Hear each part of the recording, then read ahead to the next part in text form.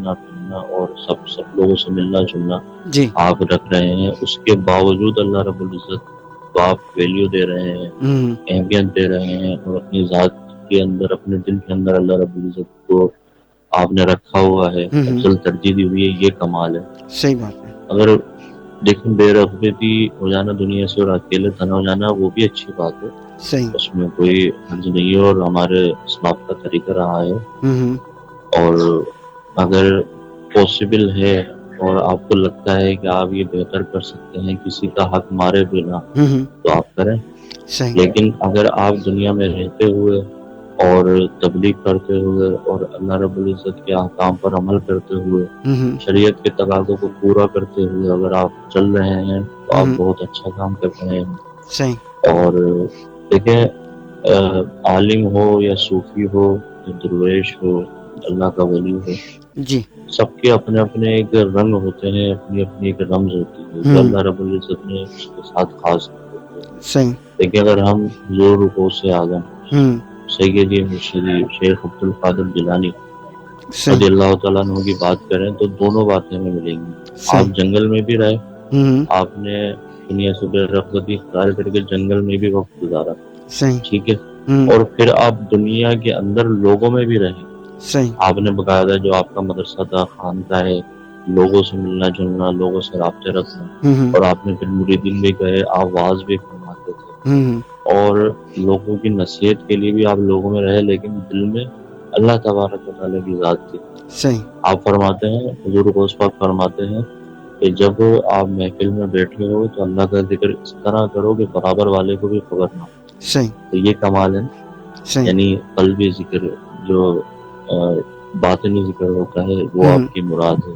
صحیح۔ تو یہ کمال ہے۔ اچھا یہ دونوں چیزیں آپ نے کیوں کر کے دکھائی؟ کیونکہ اس طرف اشارہ دیا ہے کہ دونوں چیزیں صحیح ہیں۔ بے رغبتی بھی کی آپ نے دنیا سے الگ تھلگ بھی ہوئے، اور آپ دنیا میں رہ کر بھی آپ نے نصیحت واعظ فرمایا اور تبلیغ کی اور روحانیت کا پیغام دیا۔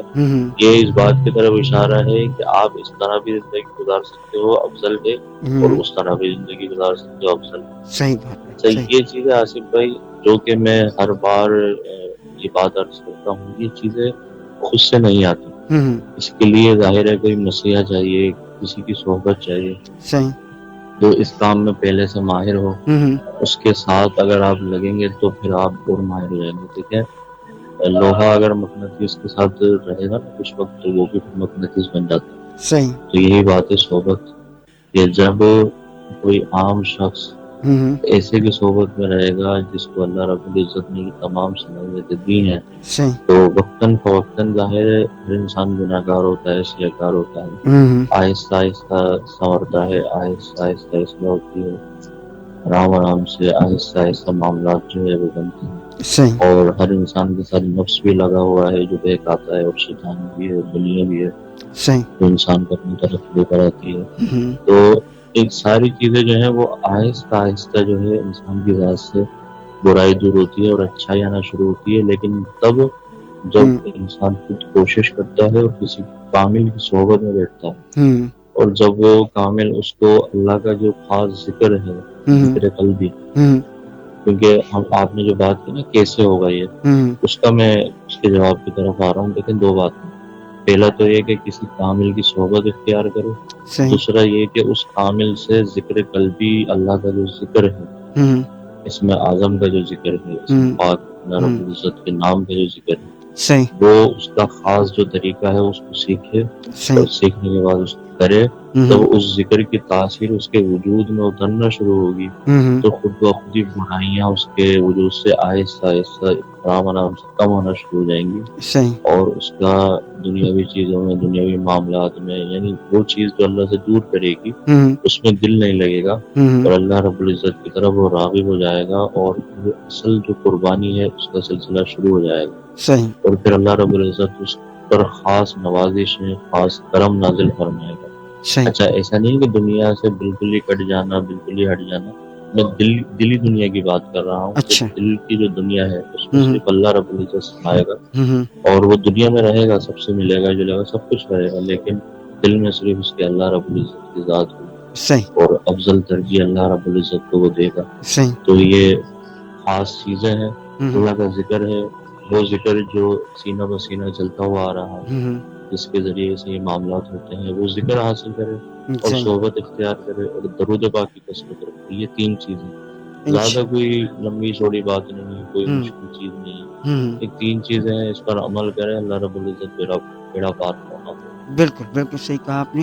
اچھا یہ بتائیے گا کہ قربانی کن لوگوں پہ فرض ہے اور اس کے لیے کیا کیا چیزیں ضروری ہیں، ذرا اس حوالے سے بتائیے گا. جی لیکن قربانی ہر عاقل بالغ صاحب نصاب شخص پر فرض ہے. ٹھیک ہے، صحیح. عاقل یعنی پاگل نہ ہو، عقل مند ہو. ٹھیک ہے، اگر پاگل دیوانہ مجنون ہے تو اس پر تو شریعت ہی لاگو نہیں ہے. قربانی تو شریعت کے اندر ہے نا. جب شریعت ہی نہیں تو پھر قربانی بھی نہیں ہے. صحیح. اور بالغ یعنی نابالغ نہ ہو، بالغ ہو. اچھا. اور جی اس پر قربانی واجب ہے، اور ساتھ ساتھ صاحب نصاب ہو. اچھا عاقل ہے، بالغ ہے، صاحب نصاب نہیں ہے تو اس پر بھی قربانی واجب نہیں ہے. ٹھیک ہے، اور عاقل اور صاحب نصاب ہے، عاقل اور بالغ بھی ہے، یعنی تینوں یہ چیزیں موجود ہیں، تو اسی صورت میں پھر اس پر قربانی واجب ہے، اس کو قربانی کرنی ہوگی. اور قربانی کے لیے جو ہے وہ بسا اوقات ایسا ہوتا ہے کہ دیکھا ہوگا آپ نے کہ کچھ لوگ جن پر قربانی واجب نہیں ہوتی لیکن شوقیہ کر لیتے ہیں. شوقیہ کچھ نہ کچھ کر کے وہ کر لیتے ہیں، کسی کو ادھار لے لیا، کر لیا، قرضہ لے لیا. جی جی. تو اسی صورت میں کیا ہے، اگر قرضہ آپ وقت پر ادا کر سکتے ہیں، آپ کو پتا ہے کہ ہاں وقت پر آپ ادا کر سکتے ہیں، یہ جو ٹائم آپ نے لیا ہے اس ٹائم پر آپ دے سکتے ہیں، تو پھر تو آپ قربانی کر لیں. ٹھیک ہے، قربانی ہو جائے گی، اور بلکہ اس صورت میں تو واجب بھی ہو جائے گی، کیونکہ آپ تو صاحب نصاب بن گئے تو آپ دے سکتے ہو. صحیح. ٹھیک ہے. صحیح. لیکن اگر آپ کے پاس پیسے نہیں ہیں اور آپ کو پتا ہے میں دے ہی نہیں سکوں گا اور آپ قرضہ لے کر قربانی کر لیتے ہو، تو ایسی صورت میں نہیں ہے. صحیح صحیح. اچھا یہ بتائیے گا کہ قربانی کے لیے جانور کا جو تعین کرنا ہے، ذرا اس حوالے سے بتائیے گا. جی بالکل. لیکن قربانی کے لیے جو جانور ہیں وہ 4 جانور جو ہیں وہ عموماً مشہور ہیں، باقی اس کے علاوہ بھی جانور ہیں جو حلال ہیں، یہ قربانی ہو سکتی ہے. اچھا. 4 جانور جیسے جس میں بکرا، اس کی جنس سے بکری، اور مینڈا، مینڈی یعنی دمبا دمبی وغیرہ، گائے بیل وغیرہ، اور اونٹ اونٹنی وغیرہ، یہ 2 چیزیں ہیں. اچھا. بسا اوقات جو ہے بھینس کی بھی قربانی ہوتی ہے، بھینس کی بھی قربانی جائز ہے. اچھا. اور کیونکہ وہ گائے کی ہی قوم کہہ لیں آپ آسان الفاظوں میں، اسی سے. تو میں آسان کر کے اس لیے بتا رہا ہوں تاکہ ظاہر ہے ہماری عام عوام میں وہ بھی آسانی سے باتوں کو سمجھ لے. صحیح. اگر میں مشکل الفاظ استعمال کروں گا جو کتابوں میں ہوتے ہیں تو پھر ہر کوئی سمجھ نہیں پائے گا. صحیح بات. تو اس لیے میں سلیس زبان میں بالکل ایزی کر کے ہر چیز وضاحت کے ساتھ کوشش کر رہا ہوں بتانے کی. صحیح. تو یہ اچھا اس کے اندر پھر ایجز ہیں، ان کی عمر کتنی ہونی چاہیے. ٹھیک ہے. دمبے کے بارے میں، وہ دمبا، بکرا، بکری وغیرہ جو ہے، دمبی وغیرہ، اس کی عمر کم سے کم 1 سال ہو. ٹھیک ہے، 1 سال کم از کم اس کی عمر ہونی چاہیے. ٹھیک ہے. اچھا دمبے کے بارے میں ایسا آتا ہے کہ اگر دمبا تر و تازہ ہے، موٹا تازہ ہے، یعنی اچھا اٹھان ہے اس کا، اور اگر وہ 6 مہینے کا بھی ہے تو اس کی قربانی ہو جائے گی، جائز ہو سکتی ہے. تر و تازہ ہے، اٹھان اچھا ہے، موٹا تازہ ہے. ٹھیک ہے. لیکن بکرے کے اندر ایسا نہیں، بکرا 1 سال کا ہی لازمی بکرا اور بکری. ٹھیک ہے. صحیح. اسی طرح گائے بیل وغیرہ جو ہے وہ اس کی عمر کم از کم 2 سال. صحیح. ٹھیک ہے. اور اونٹنی وغیرہ اس کی عمر ہو 5 سال. اچھا. صحیح. کم از کم 5 سال. اچھا بسا اوقات آپ نے دیکھا ہوگا عوام میں یہ بات مشہور ہے کہ 2 دانت ہو، اتنے دانت ہو، ایسا. دیکھیں 2 دانت ہونا یہ سب ایک نشانیاں ہیں. اصل چیز ہے عمر.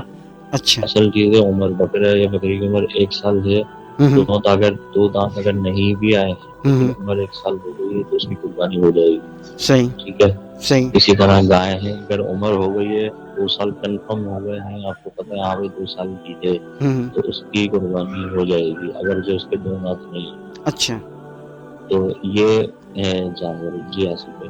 اچھا اس جانوروں کے اندر نقص بھی ہوتے ہیں نا بہت سے. کیا اس کے حوالے سے بتائیے گا کہ جی نقص جی نہیں ہونے چاہیے کسی جانور کے اندر؟